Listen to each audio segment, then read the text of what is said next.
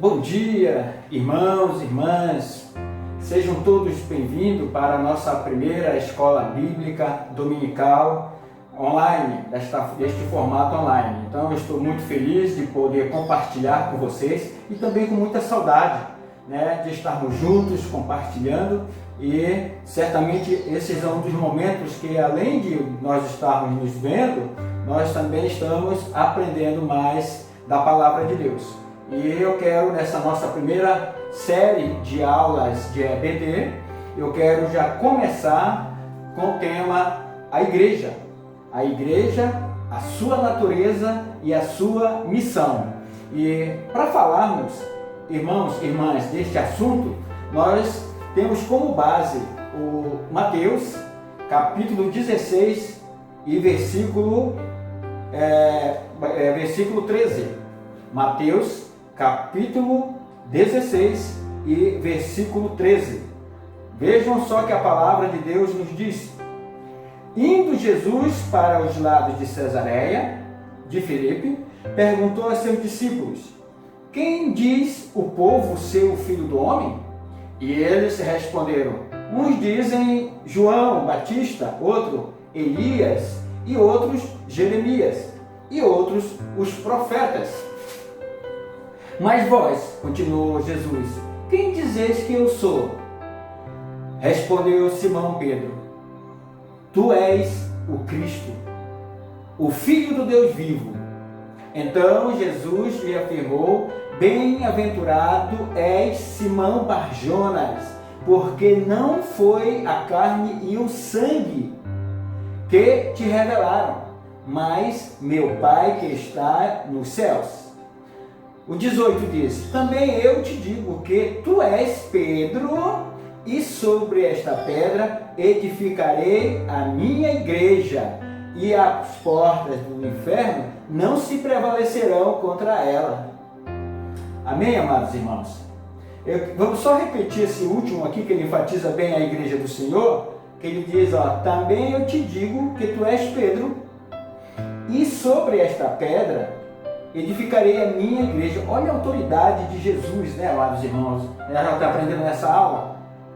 E sobre essa pedra edificarei a minha igreja. O Senhor fica chamando a responsabilidade para ele, E as portas do inferno não prevalecerão contra ela. Olha só, de primeira mão o Senhor Jesus ele já diz, ele já manda um aviso, Que ninguém vai prevalecer contra a igreja do Senhor, tá certo? E eu queria dizer que com essas palavras de Jesus, que ele acabou de dizer, a igreja, ela não é algo opcional para você ir, para que eu vá. Não. A igreja, ela é acima de tudo muito importante para o reino de Deus e também para o crescimento da nossa vida espiritual, da nossa vida como crente. E agora também não acabou aquela história de dizer que o crente, eu sou crente em casa. Aí muitos dizem assim, não, que você não é crente em casa. Agora, com esse problema da pandemia, você é um crente dentro de casa. Você é um crente junto com a sua família. E você e sua família são a igreja do Senhor. São a igreja do Senhor. Repito mais uma vez. E te digo mais. Tinha um autor, que eu não lembro agora o nome do autor, que ele diz: a igreja, ela se parece muitas vezes com a Arca de Noé. Lá dentro da Arca de Noé, tem um cheiro insuportável, tá certo? Por causa de todos os animais, por causa daquele excremento que tinha dentro da arca, certamente. Mas quando as coisas ficou preta lá fora, todos correram para onde? Para dentro da Arca de Noé. Ninguém se importou com as podridões. Ninguém se importou com excrementos, com fedor. É para dentro da igreja que as pessoas vão correr. Quando as coisas se apertarem lá fora, é para dentro da igreja que as pessoas vão correr. É por isso que nós estamos aprendendo o que é a igreja do Senhor, a importância da igreja do Senhor. Quando você termina um curso, né, você começa esse curso, pode ser graduação, pode ser especialização, pode ser qualquer curso. Você faz um esforço tremendo. Quando você vai fazer uma casa, também qualquer coisa que você vai fazer que é de proveito, é um esforço, né? Você tem um trabalho a respeito disso, um trabalho terrível, né? Para você conseguir realizar um sonho até, né? E desta maneira, tem sido também trabalhoso para o Senhor construir a sua igreja. Você sabe, você percebe.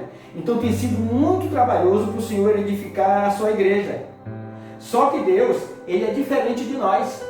Deus, Ele é diferente do ser humano. Por que Ele é diferente? Porque Ele nunca desiste de nós. O Senhor nunca desiste de nós. É importante também agora eu dizer o que é a igreja. Eu sei que a maioria de vocês já sabem, mas eu vou explicar aqui porque tem certa importância para o que nós estamos estudando nesta manhã. É importante notar que a palavra igreja, ela é uma transliteração do grego, tá? O grego é eclésia, você já ouviu isso, tá? Só que eclésia são duas palavras, é uma palavra, né, composta de duas.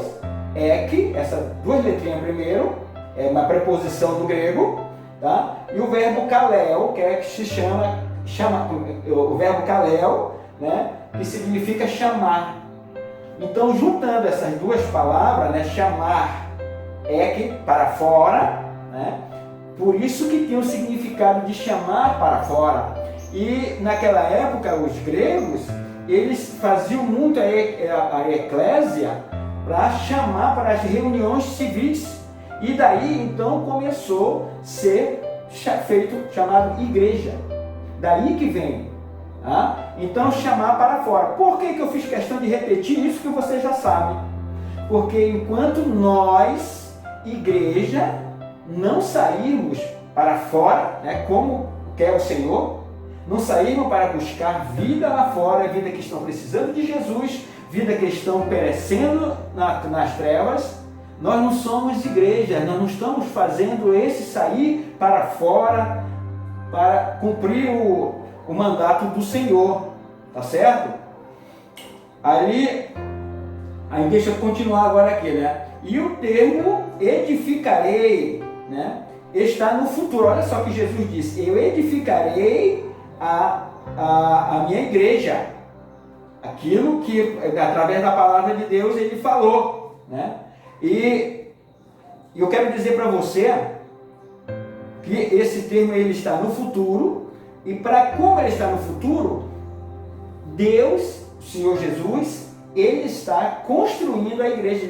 Por quê? Porque a igreja é imperfeita ainda.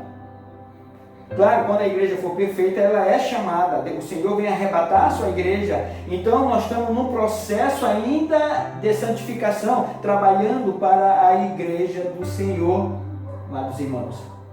Então, Jesus Cristo, Ele deixou a sua igreja pronta aqui na terra, mas ainda continua sendo edificada, né? Então, creia nisso, está sendo edificada para as pessoas, tá? Aí nós pegamos lá Filipenses 1,6, e ele diz assim, né? Eu estou plenamente, né, certo de que aquele que começou a boa obra em vós há de completá-la até o dia de Cristo Jesus. Ele vai completar a obra na tua vida. Ele vai fazer como você seja a igreja verdadeira dele. Tá? Olhando para o texto de Mateus, nesse texto que nós acabamos de ler, nós vamos fazer 3 perguntas para você. Né? O que Jesus espera da sua igreja? O que Jesus espera? Reflitam. Aqui nós vamos trabalhar. Jesus espera que a sua igreja fosse ou vai ser formada de pessoas salvas. Jesus espera que a sua igreja estivesse alicerçada nele, Jesus também, ele espera que a sua igreja fosse um grupo que lutasse contra o mal. Percebe? Então vamos trabalhar nessa primeira parte. Jesus espera que a sua igreja fosse formada por pessoas salvas. Amém. A igreja do Senhor é por pessoas regeneradas, tá? Pelo sangue do Senhor. É claro que Jesus sabe que todos que estão na igreja, todos aqueles, eles não são salvos. E nós temos batido sempre nessa tecla, né? Nem todos são salvos. Mas ele deseja, né? O desejo de Deus não é que todos se salvem.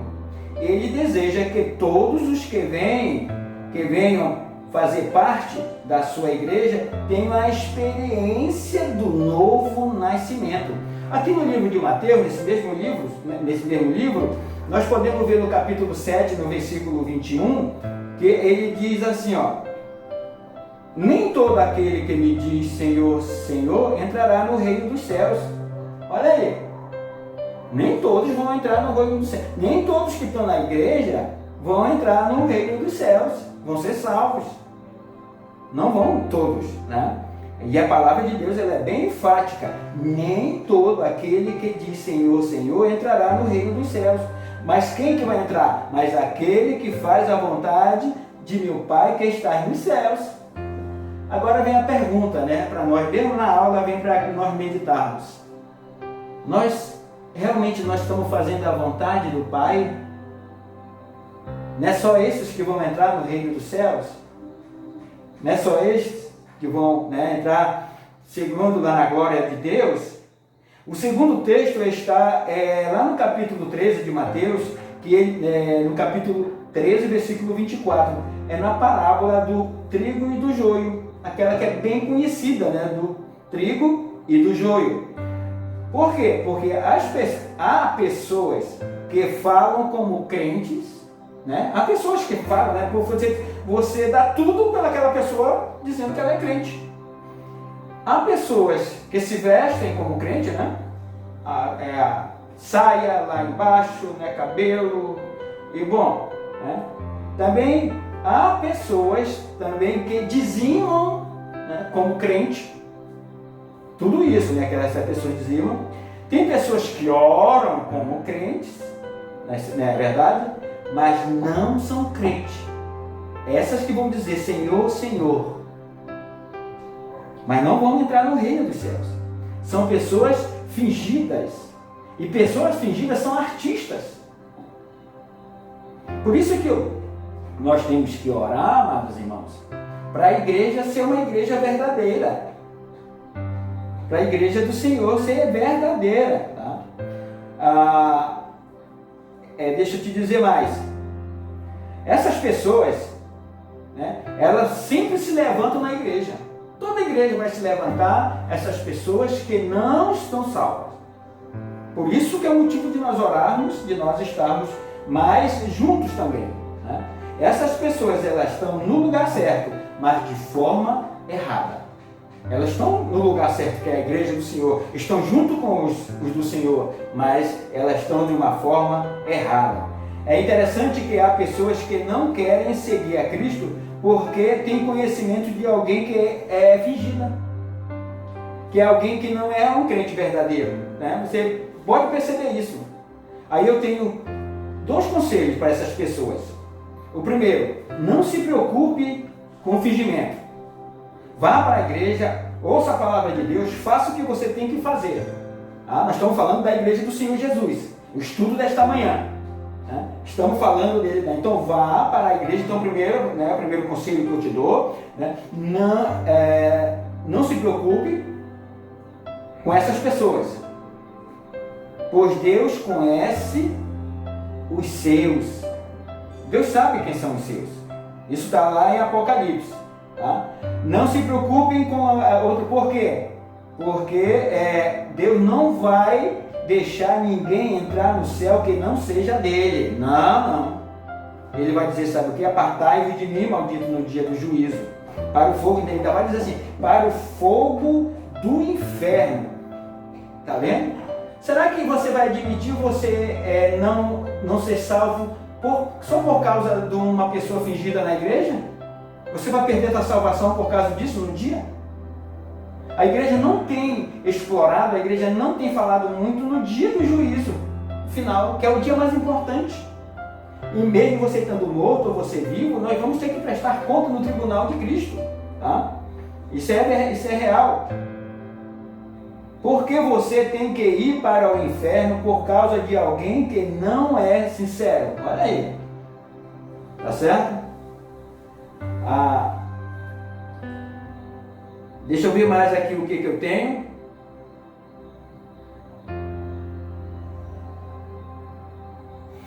Sim, são 3 coisas que um autor falou aqui que vão nos surpreender quando nós chegarmos no céu. São 3 coisas. Isso aqui você já ouviu em algum canto. Mas eu vou repetir aqui, né? Primeiro, o próprio fato de ter chegado lá no céu, né, nós sendo pecador, né? Você vai chegar no céu, mas eu mereço estar aqui, você vai ver tanta maravilha, tanta coisa que escreveu o Apocalipse, né, que você vai pensar que não é real. Isso é a primeira. Tá? E a segunda vai dizer assim, ó, encontrar algumas pessoas que não esperava encontrar. Quando você chegar lá no céu, você vai ver, olha fulano que estava lá na sarjeta, fulano que estava, né? Então você vai encontrar pessoas que você não esperava encontrar. E você vai encontrar pessoas olha só, e você não vai encontrar pessoa que você esperava. Aquele que era santinho, aquele que era não sei o que mais, fingimento. Nós estamos falando de hipocrisia na igreja. Aleluia. Tá? Então são essas 3 coisas, né? No dia do juízo final, todas essas coisas serão esclarecidas. Aí que vai, né? Aí que você vai ver quem lutou pela sua vida, quem lutou pela vida da sua família, quem lutou pela vida da sua igreja. Jesus esperava que sua igreja tivesse alicerçada nele. Já segundo item. Jesus esperava que a sua igreja fosse alicerçada nele. Né? Jesus foi bem claro que quando ele disse assim, olha, sobre esta pedra, quando Jesus fala sobre esta pedra, tá? Ele está se referindo a ele mesmo. A pedra que Pedro falou. Qual foi a pedra que Pedro falou? Né? Aí ele disse assim, né, que ele perguntou, quem que vocês pensam? E vocês? O que vocês pensam quem eu sou? Né? Aí Pedro, cheio do Espírito Santo, ele diz, tu és Jesus Cristo, o Filho de Deus vivo. Olha só, aqui que nasce a igreja do Senhor. Aí quando ele para de dizer, aí o Senhor Jesus disse, né, bem-aventurado é você, Simão Barjonas, porque não foi a carne, não foi o sangue, foi meu Pai que está no céu. Isso é maravilhoso. A igreja do Senhor, ela está centrada, ela começa aqui. No dia do Pentecostes, como outras denominações dizem, que começa a igreja ali a igreja já está formada. Ela começa aqui. O que o Senhor Jesus ele dá com toda a autoridade sobre essa pedra. Olha só, né? Aliás, Lutero, ele dizia que enquanto o estudioso fala apenas o que a Bíblia diz, olha só, Lutero, ele fala somente o que a Bíblia diz, está tudo bem, né? Porque a Bíblia só diz a verdade, né? Está tudo bem. Aí, mas quando o estudioso da Bíblia começa a falar o que a Bíblia quer dizer, não, a Bíblia nunca ela quer dizer. A Bíblia diz porque ela é a palavra de Deus, ela é a verdade. Por isso que ela está falando do Deus vivo. Isso Lutero falou antes da Reforma Protestante. Porque a Igreja Católica na época só existia ela de cristã. Ela, né, dava autoridade para o Papa, não tinha, né, autoridade, não tinha, até Cristo já era menos, sei lá como é que era nessa época, tá? Mas não vamos ao caso. É isso que ele está falando aqui. É só porque a Igreja Católica ela tomou essa parte como, né, sobre essa pedra. Então a Igreja ela interpretou mal. É claro que depois a Igreja Católica quis se redimir, mas é agora que eu estou falando que ela teve todo aquele poderio por causa dessa parte de o Papa ter essa tamanha autoridade por causa dessa passagem da Bíblia. Tá? Então nós estamos estudando e esclarecendo para você. Aqui. A Bíblia não ora, a Bíblia é tão clara sobre esse assunto. Então nós não vamos mastigando isso sem razão, né? Pedro mesmo nunca ele se reivindicou, né? Você nunca vê na Bíblia que Pedro reivindicou que ele, né, ele ia ser, né? Não, ele nunca reivindicou. Não existe nenhuma parte na Bíblia, né, que a igreja estivesse fundada sobre ele próprio. Diz? Não diz. Né? Paulo também pensou assim, lá em Efésios 2:20 também, Paulo foi muito simples. Desta forma, a igreja permanece para sempre porque está fundamentada sobre Jesus, o Pai da eternidade. Aonde que a igreja está fundamentada? A igreja está fundamentada sobre a pedra que é Jesus. Glória a Deus por isso, né? Então nós aprendemos mais uma coisa, que a igreja ela está alicerçada onde? Ela está alicerçada em Jesus Cristo. Aleluia. E aonde que está isso? Está aqui em Mateus capítulo 16, versículo 18. Aí vamos caminhar agora. Jesus esperava que a sua igreja fosse um grupo que lutasse contra o mal. Percebam isso. Ele esperava que a sua igreja lutasse contra o mal. Jesus Cristo, ele organizou um grupo e ele equipou esse grupo, né? Para quê? É um grupo maior para guerrear, mas percebam vocês que de todos esses tempos, Jesus preparou seus discípulos para uma guerra espiritual. Uma guerra espiritual sem trégua, que até agora a igreja do Senhor está sofrendo ainda, né? Praticamente, não há escritor no Novo Testamento e até mesmo no Velho Testamento que não nos mostra a tremenda guerra espiritual em que estamos metidos. Todos os textos da Bíblia, né, ela mostra, né, a guerra espiritual que tem. Né? Então, nosso título aqui desse subitem, ele diz que Jesus esperava que a sua igreja fosse um grupo que lutasse contra o mal. Tá? E ele veio, né, para desfazer a obra maligna do diabo, diz a palavra de Deus. Então nós já vemos que todos os textos na Bíblia, ele contribuem para isso que nós estamos acabando de falar. Paulo mostrou de forma bastante clara o que está acontecendo.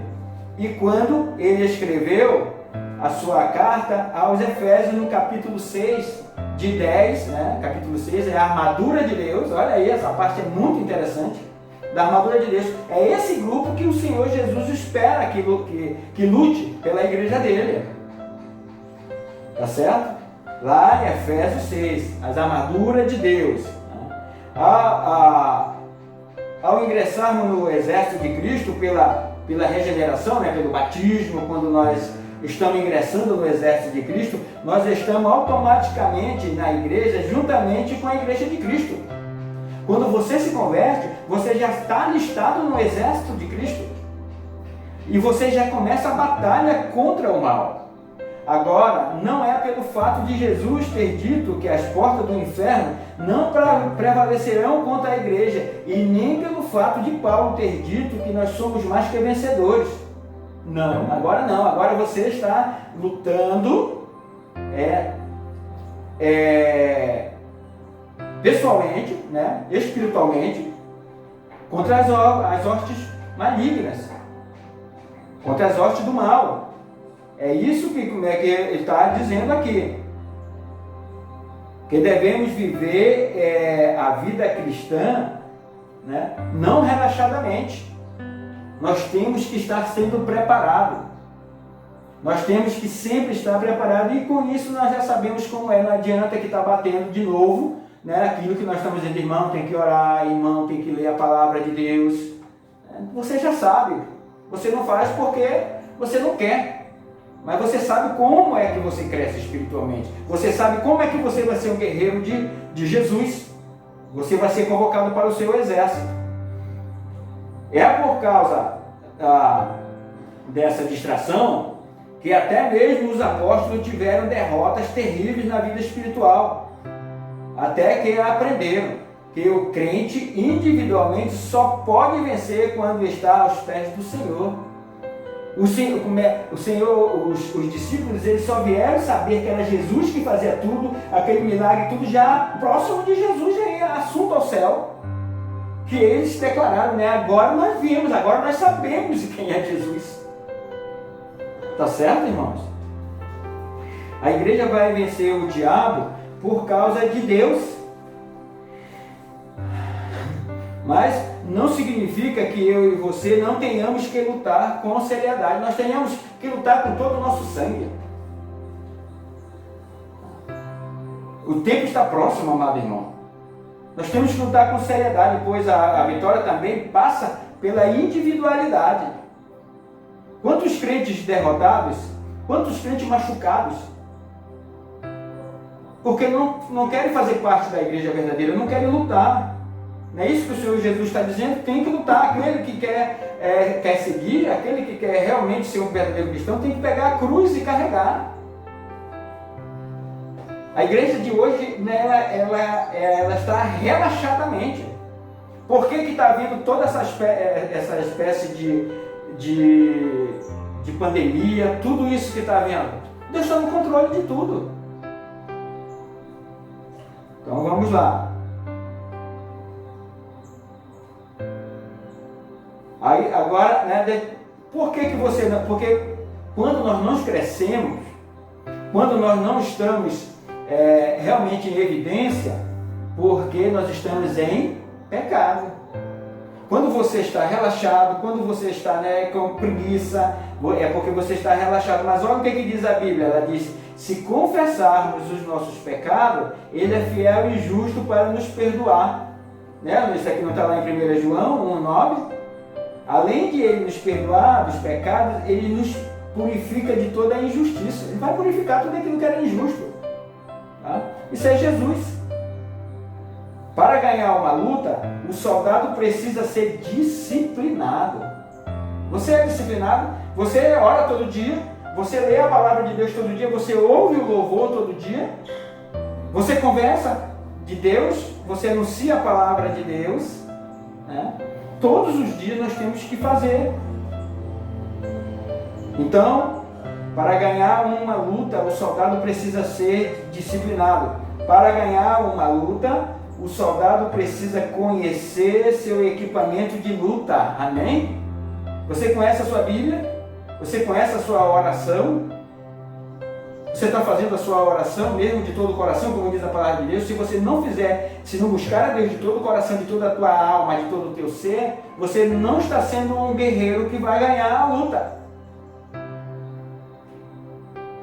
Na Segunda Grande Guerra Mundial, o Japão ele mostrou ao mundo, né? O Japão ele mostrou ao mundo que os seus soldados amavam realmente o seu país e lembravam que tinha que levar a sério a luta em que estavam quando os chamados kamikazes, kamikazes aqueles que iam dar a vida, né, através do homem-bomba, se despediu de suas famílias sabendo que nunca mais voltariam, pois num ato de bravura eles lançariam seus aviões carregados de explosivo contra os navios norte-americanos.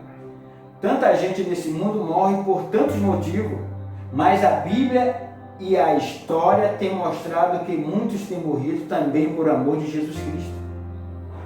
Você já pensou nisso? Aí tem a Misty Matias, ela diz: por uma causa eterna, é melhor morrer do que negar. Sejamos bons soldados de Cristo, pois se sofremos com Ele, é certo que com Ele também reinaremos para sempre. Está lá em Timóteo, na carta de Timóteo. Deixa eu te dizer a última coisa que Jesus esperava da sua igreja. Ele esperava que a sua igreja aceitasse o propósito de Deus. A igreja do Senhor está aceitando o propósito de Deus? A igreja não tem o direito de inventar nada, pois já foi dado a Bíblia. Por isso que é bom que você leia a Bíblia, porque está tudo na Bíblia. Então nós não temos direito de inventar nada. Na Bíblia estão contidas as orientações para a igreja viva como igreja e não como clube social, não como partido político ou qualquer outra organização humana, não. O grupo de salvos tem que se reger pela Bíblia. Eu acho muito interessante, os irmãos falam de tudo, né, nesse encontro, né, mas não lê o texto bíblico, não se animam com a palavra de Deus. Irmão, nossa regra de fé e prática é a Bíblia. Quando, deixa eu ver, deixa eu me achar aqui. Quando dogmas, leis, sínodos, convenções e tudo mais que o homem criou com a intenção de ajudar, contraria a direção bíblica. Tudo vai contrário à Bíblia. Está na hora de nós gritarmos dentro dessa igreja, né? De chamar para fora, né? De ser uma igreja verdadeira. Nós temos que voltar a ser o povo sem direito, o povo sem templo. Está vendo, cara? Nesse momento que nós estamos vivendo, sem dinheiro, mas que tinha amor no coração por Deus e por seu próximo. Por que está acontecendo tudo isso? O amor por Deus estava indo pela vala. O amor por Deus estava sendo negado. Estava sendo hipócrita, né? Que é fingido. Por isso que ele está falando aqui, né? Nós temos que voltar a ser o povo sem direito, sem templo, sem dinheiro, mas que tinha amor no coração por Deus, oh glória, e por seu próximo, e que era movido por sua fé e esperança na volta de Jesus. Isso é igreja, amém? Isso é igreja. Eu quero que você reflita nessa palavra, que você ouça, que você, né, se tiver alguma dúvida, fale comigo mais tarde no privado, e assim nós vamos caminhando, tá? Essa aqui foi a lição que nós tivemos para essa nossa primeira EBD. Que tenhamos um bom domingo na presença do Senhor.